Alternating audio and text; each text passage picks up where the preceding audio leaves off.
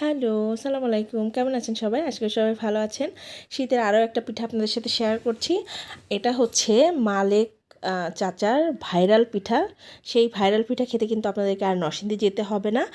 আর এই পিঠাটা মানে এত মজা হয়, এটার স্বাদ এত মজা যে বাসায় বানালে শুধু বারবার সবাই বলবে এটা আরেকবার বানান, আরেকবার বানান।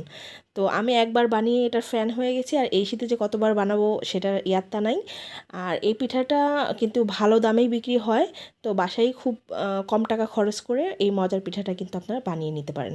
তো চলেন শুরু করি। প্রথমেই একটা আহ, ছড়ানো প্লেটের মধ্যে আমি 1 কাপ পোলাওয়ের চালের গুঁড়া নিয়ে নিচ্ছি। এই পিঠাটা বানানোর জন্য কিন্তু পোলাওয়ের চালের গুঁড়াই দরকার। আর এখানে দিয়ে দিচ্ছি 1 টেবিল চামচ দুধ, গুঁড়া দুধ, আর সামান্য স্বাদমতো লবণ দিয়ে খুব ভালো করে শুকনো উপকরণগুলোকে একসাথে মিশিয়ে নিব। মেশানো হয়ে গেলে হাতের মধ্যে সামান্য করে পানি নিয়ে ভাপা পিঠার গুঁড়িটা আমরা যেভাবে রেডি করি ওইভাবে একটু মাখিয়ে নিব এবং মথতে থাকবো। এখানে কিন্তু আপনারা চাইলে দুধও মানে লিকুইড মিল্কও ইউজ করতে পারেন। আমি যেহেতু গুঁড়া দুধ দিয়েছি, এখানে লিকুইড মিল্ক দিলাম না, চাইলে কিন্তু আপনারা দিতে পারেন। তো অল্প অল্প করে পানি দিতে হবে। আর একটা কথা, যে ভেজা চালের গুঁড়ি হয় তাহলে কিন্তু পানির পরিমাণটা একটু কম লাগবে, আর শুকনা চালের গুঁড়ি হলে কিন্তু পানির পরিমাণটা একটু বেশি লাগবে। তো ওইটা একটু বুঝে দিবেন। ঠিক এরকম কনসিস্টেন্সিতে আসলে আমি পানি দেওয়া বন্ধ করে দিব এবং এটাকে রেখে দিব 15 মিনিটের জন্য, রেস্টে রাখবো একটু। এখন একটা প্যানের মধ্যে কিছু ড্রাই ফ্রুটস নিয়ে নিয়েছি। মোরব্বা, এখানে আছে খেজুর, কাজু বাদাম, কাঠবাদাম আর কিশমিশগুলোকে আমি ছোটো ছোটো পিসেস করে, সবগুলোকে ছোটো ছোটো পিস করে আমি কেটে নিয়েছি। এখন দিয়ে দিচ্ছি 1/4 কাপ নারকেল কোড়া। ফ্রেশ নারকেল কোড়াটা দেওয়ার চেষ্টা করবেন। আর দিয়ে দিব হচ্ছে খেজুরের গুড়, এটা 1/3 কাপ দিয়েছি আমি। আপনারা আপনাদের পছন্দ অনুযায়ী মিষ্টি বাড়িয়ে কমিয়ে নেবেন। এখন দিয়ে দিচ্ছি হচ্ছে গুঁড়া দুধ। গুঁড়া দুধটা এখানে আমি 3 টেবিল চামচ দিয়েছি।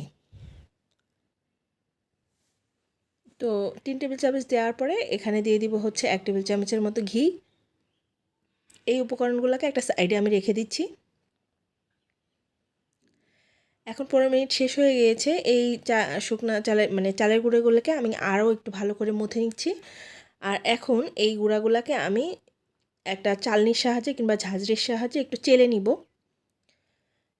তো বাসায় সবারই মোটামুটি চালনি থাকে। তো এইটার উপরে আমি অল্প অল্প করে চালের গুঁড়া নিয়ে এখন একটু হাত দিয়ে স্প্রেস করে নাড়াচাড়া করলেই কিন্তু নিচ থেকে চালের গুঁড়াগুলা খুব ফাইনভাবে বের হতে থাকবে। আর এই চালনি দিয়ে করলে হয় কি, একটু ছোট ছোট দানার গুঁড়িগুলা বের হয়। আর আপনি যদি বড় ছিদ্রযুক্ত চালনি দিয়ে করেন তাহলে কিন্তু দানাগুলো বড় বড় হবে, সেটাও কিন্তু খেতে ভালোই লাগে। আপনাদেরকে দেখিয়ে দিলাম। এইভাবে আমি বাকি সব মানে গুঁড়িগুলাকে আমি চেলে নিয়েছি। এখন চলে যাচ্ছি এই উপকরণগুলো মিক্স করার জন্য। দুধের মধ্যে এই ঘিগুলাকে আমি খুব ভালো করে মাখিয়ে নিচ্ছি যাতে এটা ইনস্ট্যান্ট মাওয়ার কাজ করবে, এবং এই জিনিসটাই সব উপকরণের সাথে ভালো করে মাখিয়ে নিব। মানে এই ড্রাই ফ্রুটসগুলোর সাথে খুব ভালো করে মাখিয়ে নিব।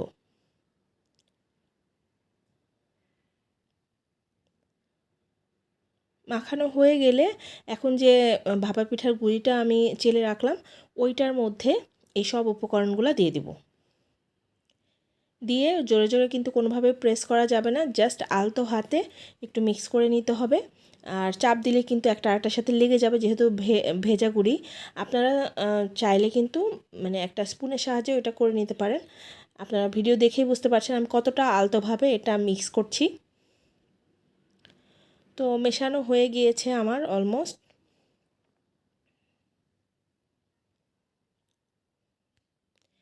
এখন যে পাত্রের মধ্যে আমি পিঠাটা সেট করব সেটা আমি আগে থেকে ভালো করে ধুয়ে পরিষ্কার করে নিয়েছিলাম। আর একটু শুকনা আটা কিংবা চালের গুঁড়ি এটার মধ্যে দিয়ে আমি একটু ডাস্ট করে নিয়েছি, যাতে পিঠাটা সেট করার পরে যখন আমি ভাপের উপরে দিব তখন কিন্তু খুব সহজে এটা খুলে আসবে। ঠিক আছে, এই টিপসটা আপনারা কিন্তু নর্মাল যখন ভাপা পিঠা বানাবেন সেই ক্ষেত্রেও কিন্তু আপনারা এই টিপসটা ফলো করতে পারেন। তো আমি হাফ অংশ পর্যন্ত দিয়ে দিয়েছি। আর এই মোল্ডটা কিন্তু, এই কেকের মোল্ডটা কিন্তু 6 ইঞ্চি কেকের মোল্ড। তো পিঠাটা কিন্তু একটু বড় সাইজেরই হবে।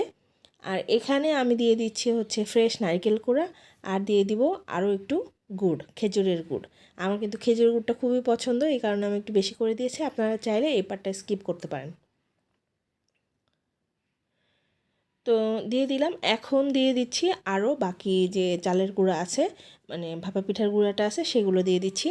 দিয়ে ওপর থেকে কিন্তু খুব জোরে জোরে প্রেস করা যাবে না, আলতো হাতে প্রেস করে এটা সেট করে নিতে হবে। আর ওই দিকে কিন্তু আমি চুলায় অলরেডি একটা প্যান বসিয়ে উপরে ঝাঁঝরি বসিয়ে দিয়েছি, যেটার উপরে আমি ভাপা পিঠাটা ভাপ দিব।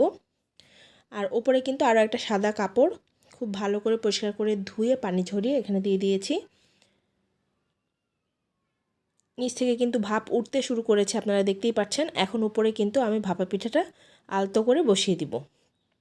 তো এই তো বসিয়ে দিয়েছি। এখন চারিদিক থেকে এই কাপড়টাকে মুড়ে উপরের দিকে দিয়ে দিব এবং উপরে ঢাকনা দিয়ে দিব। চুলার হিটটা কিন্তু এখন কমিয়ে মিডিয়াম টু লোতে করে দিব এবং টানা 15 মিনিটের মতো আমি এটাকে জাল করে নিব। নর্মাল ভাপা পিঠাই কিন্তু 3 মিনিটের মতো টাইম লাগে, 2-3 মিনিট। তো এটা যেহেতু একটু বড় সাইজের পিঠা, এটা হতে কিন্তু একটু টাইম লাগবে। তো 15 মিনিট মতো আমি এটা মিডিয়াম টু লো হিটে জাল করে নিচ্ছি।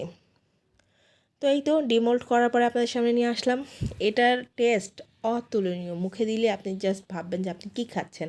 এমনি এমনি কিন্তু কোনো জিনিস মানুষের এত পছন্দ হয় না, এবং এটা খাওয়ার জন্য মানুষ দূর দূরান্ত থেকে যায় না। ঠিক আছে, তো বাসায় একবার ট্রাই করে দেখবেন। আশা করি আপনাদের সবার অনেক বেশি ভালো লাগবে। আর ভিডিও যারা শেষ পর্যন্ত দেখলেন তাদেরকে অনেক অনেক বেশি ধন্যবাদ। আর যারা আমার চ্যানেলটি অলরেডি সাবস্ক্রাইব করে আমার পাশে আছেন তাদেরকে তো ধন্যবাদ। যারা নতুন দেখছেন তাদের অনুরোধ থাকলো আমার চ্যানেলটিকে সাবস্ক্রাইব করার এবং পেজ থেকে দেখে থাকলে পেজটি ফলো করার। ভালো থাকবেন। আল্লাহ হাফেজ।